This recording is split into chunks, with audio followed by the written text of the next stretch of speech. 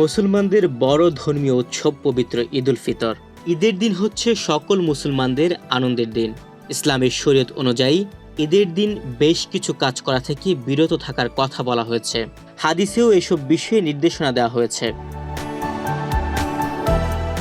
ঈদের দিন যা করা উচিত নয় তার মধ্যে অন্যতম হচ্ছে রোজা রাখা।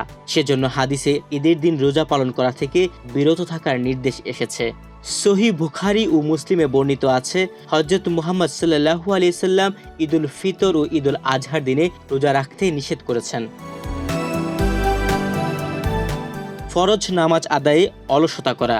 অনেকে ঈদের আনন্দে এমনভাবে উদাসীন থাকেন যে ফরজ নামাজ আদায়ে অলসতা করেন, যা গ্রহণযোগ্য নয়। কুরআনে বলা আছে, অতএব সেই নামাজ আদায়কারীদের জন্য দুর্ভোগ যারা নিজেদের নামাজে অমনোযোগী।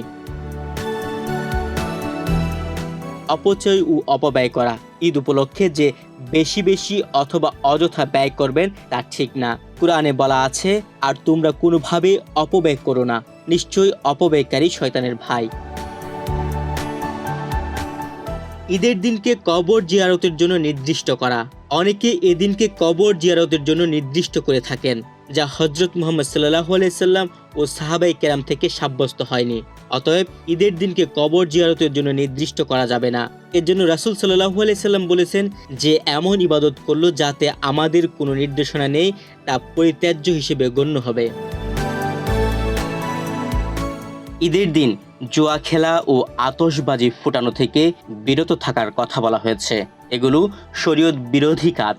আল্লাহ তাআলা বলেন, হে মুমিনগণ, নিশ্চয়ই মদ, জুয়া, প্রতিমা, বেদী ও ভাগ্য নির্ধারক তীরসমূহ নাপাক শয়তানের কর্ম।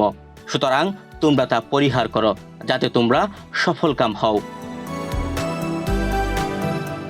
ঈদের দিন যা করা উচিত নয় সে তালিকায় আরেকটি অনুচিত কাজ হচ্ছে মানুষকে কষ্ট দেওয়া। ঈদের দিনে অনেকে এমন কাজ করেন যা মানুষকে কষ্ট দেয়, যেমন রাস্তা আটকে মানুষের কাছ থেকে টাকা নেওয়া। এমন সব আনন্দ করা থেকে বিরত থাকতে হবে। হাদিসে বর্ণিত আছে, রাসূল সাল্লাল্লাহু আলাইহি সাল্লাম বলেছেন, মুসলিম ওই ব্যক্তি যার হাত ও জিহ্বা থেকে অন্যরা নিরাপদ। ঈদের দিন অনুচিত কাজের মধ্যে আরেকটি হচ্ছে ঈদের নামাজ না পড়ে ফুর্তিতে ব্যস্ত থাকা। ঈদে আনন্দ করতে বলা হয়েছে, তবে নামাজ আদায়ের বিষয়ে অবশ্যই সতর্ক থাকতে হবে। অনেকেই ঈদের আনন্দে মাতোয়ারা হয়ে নামাজ আদায়ের কথা ভুলে যান, অথচ এই দিনে ঈদের নামাজ আদায় করা হচ্ছে মূল করণীয়।